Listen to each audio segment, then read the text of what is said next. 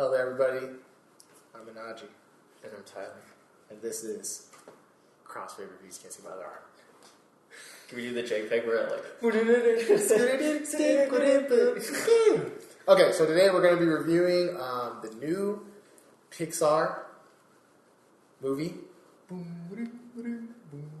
called Coco. So, what's the song?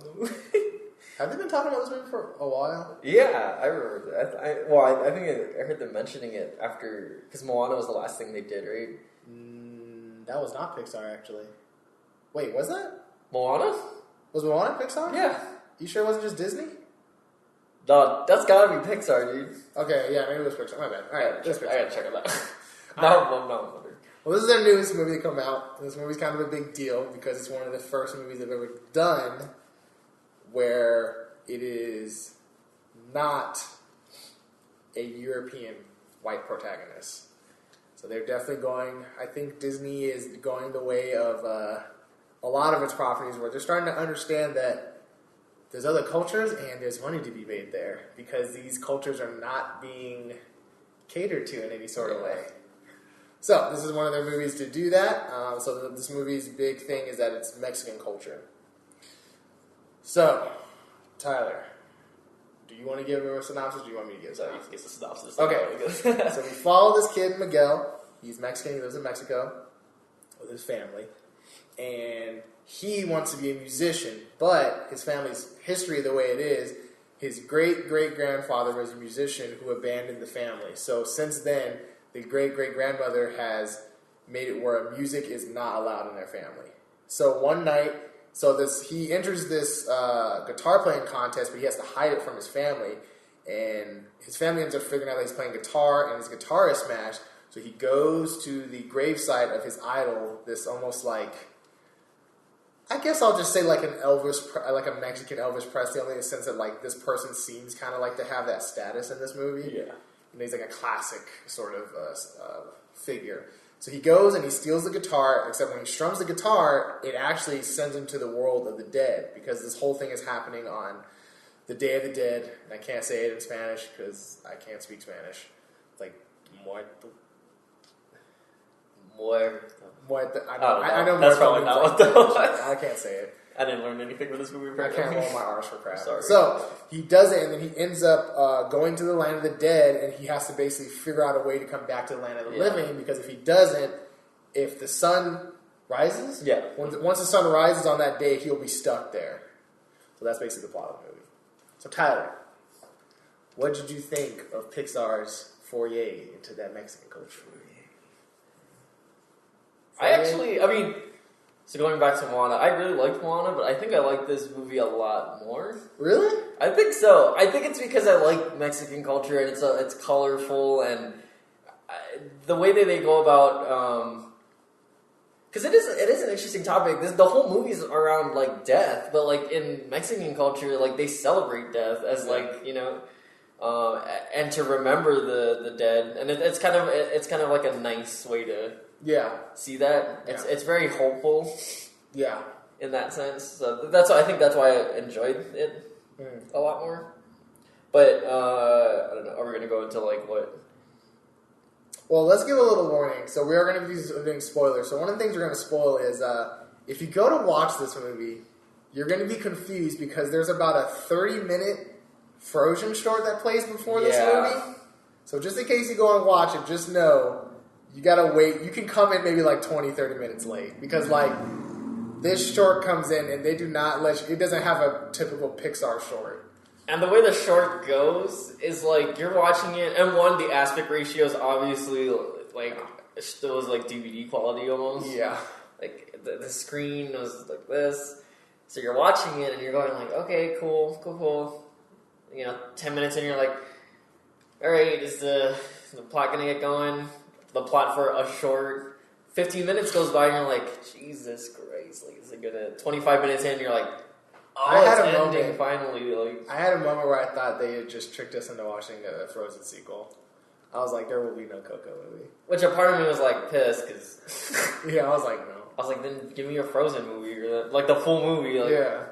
And on top of that, no, because I wanted to see this movie. I thought the Frozen short was okay. It just felt weird. Yeah.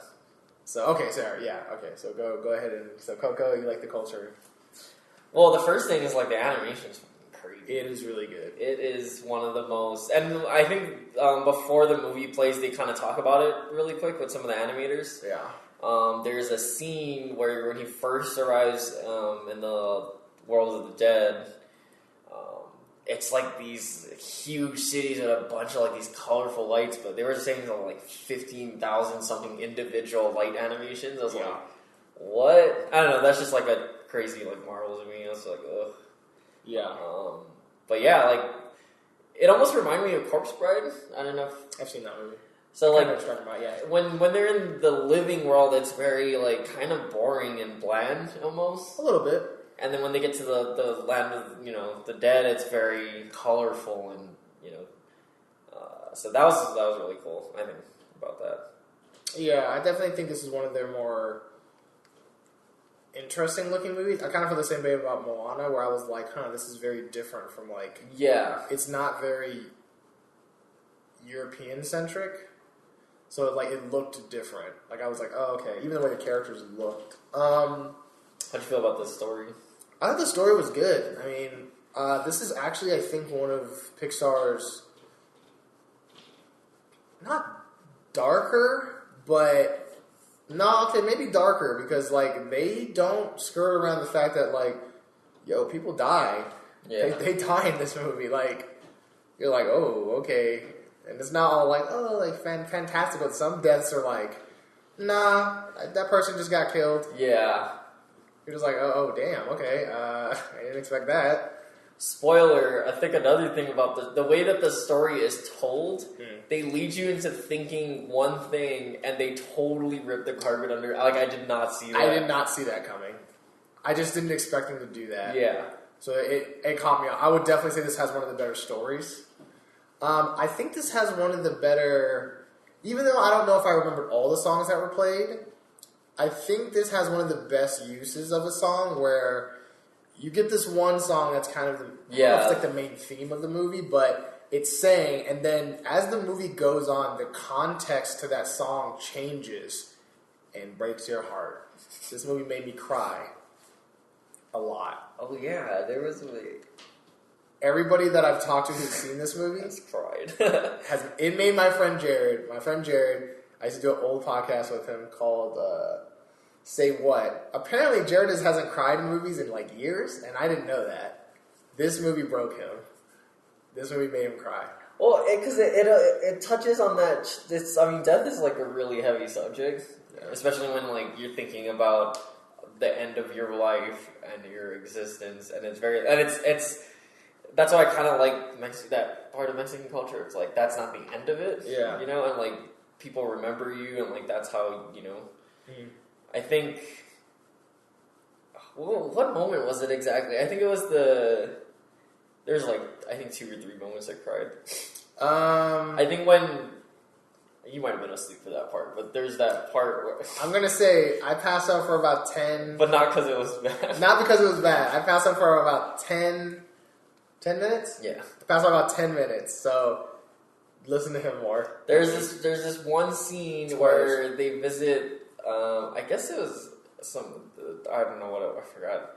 They visit someone, and basically in the real world, they start to forget about him. Yeah, I think it's called abuela. Yeah, it's like these memorials that you put in your house. Yeah, just a little context of that. I guess that's how you keep the memory up, and that's how you keep them alive. So in that world, when they completely forget about you, you disappear, and it's known as like the final death, or the second death. Yeah. So yeah, there's a part where I guess that guy, he's been slowly, going away and disappearing because they're forgetting him, and then eventually like he goes away completely, and like right before that moment, he plays a song for him, and it's just really like sad.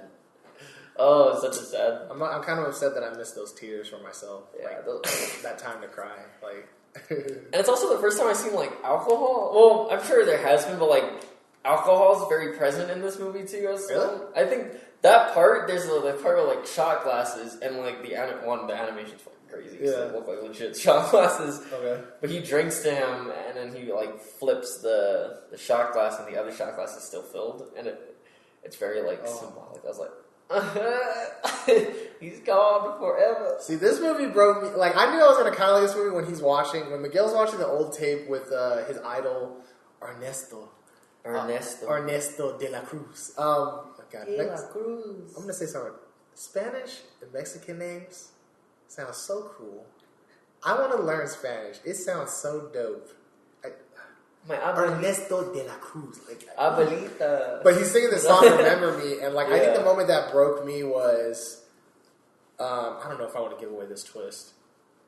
Spoilers? It has to do with the Remember Me song. Yeah. Because you start realizing that song is actually deeper and has more meanings than you just think at first when you're hearing it from Ernesto, like, oh, it's just like a love song. Like, it's like even the way it's played played as a more like over the top love song, but as it goes on, that song's meaning takes on different things, and I was like, I realized, that song has like 3 or 4 different like contexts like throughout the entire movie. It keeps changing. I'm like, damn. Which like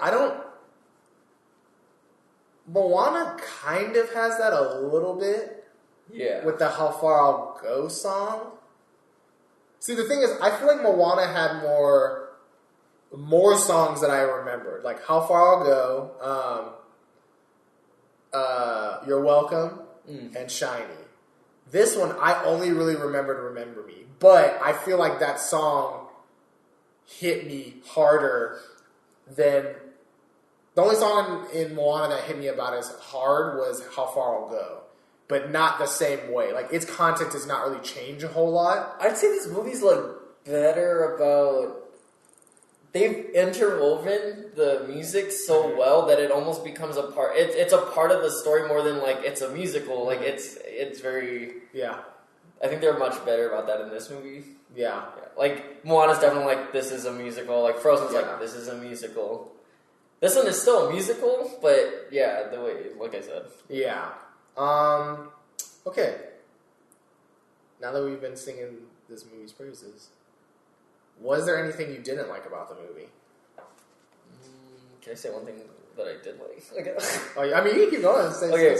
So, at the beginning of Disney movies, there's the little Disney castle stuff. Oh, yeah, I remember this. I did not expect it. Was like a mariachi band, but also like a symphony. I was like, oh. I was like, Jesus, I'm ready. Yeah, thank God. I was like, cool. Yes. What did I not like? I will say, for me, I think part of the reason why I was starting to fall asleep a little bit is I think the movie does take a little bit to get going. Yeah. So I think that's why I started kind of phasing out. Yeah, like they didn't quite even get to the world until almost 25 minutes in, maybe. But I will say, I think it's because the Frozen movie took up 20 minutes. So like it took away some of my willpower already. So by the time I got into this, instead of it being the 20-minute mark of this movie, it's really like the 40-minute mark of me watching something. So I'm starting to like... Which you might be... I mean, people, like, if you're watching this review now, you might be lucky now because I think they might have pulled it. I know they definitely were talking about pulling it because they're like, yeah, that was pissing off. I mean, especially if you have a bunch of kids and you're watching them and then you have to... Because I think the movie itself is about 1 hour and 40-something minutes, so add another half hour or so to that. It's like 2 hours almost? Plus trailers and, stuff beforehand. Yeah. Yeah. I can't really think of a whole lot that I didn't like about this movie, though. If I go and watch it a second time, I might find something, but... Yeah, I don't really have a whole lot that I didn't like. Like, the only thing I wish I was, like, Spanish. I wish I was Mexican, because I feel like there was definitely certain parts where they were speaking Spanish. Yeah. And since we live in Colorado now, there's a big Mexican population here, and I heard certain audience members laugh at certain things, and I was like, okay, that's a cultural thing. Yeah. Because I think I had that when I was watching Moana, and there were certain things I was like, oh, I get this because like I'm which is weird because I'm not Hawaiian, but it's like, oh, I've been around Polynesian culture, so I know some of that stuff, and I could hear them laughing, and I was like, good for them. Like, I'm a little Mexican, but yeah, my knowledge of that stuff is so like surface level that I don't like. That's why I probably didn't get some of the things that were happening too. Mm-hmm. Although I really like the culture. Coco. Their food is. I mean, it makes you poop. But that's okay. It's tasty and it keeps you regular. Did I have that Chipotle? I had that Chipotle, dog. It can be regular. I'd say the one thing that was I guess the parameters of the world. I guess when they started going with like the animals, I didn't necessarily know if like, okay, because spoiler, like the dog becomes his spirit guide. I had a name for it. I don't remember the name for it though. Abuela. Yeah, and like, but then they go back to the living world, and I guess they're still spirit. I don't know. I don't get the rules as far as like animals go when they can travel between the two. I was kind of confused. The dog made me laugh because I have a friend, Chris, and his dad's Puerto Rican, and he had a hairless dog, and that's the first time I've ever seen a hairless dog. Those dogs are so awesome. He looked like a lot like the dog that he had, Guapo, and I was like, what? I used to like not. I used to think that dog was gross, but I love that dog. But yeah, I've been noticing too that it seems like the new Pixar movies, if they do give you like an animal protagonist, they make it where the animal protagonist is stupid. Like, hey. Yeah. And it's like even, I mean, I would even say like Star Wars has that new, Orco or whatever. What the hell is that? You mean that selling point, that toy that they made in that movie? Yeah.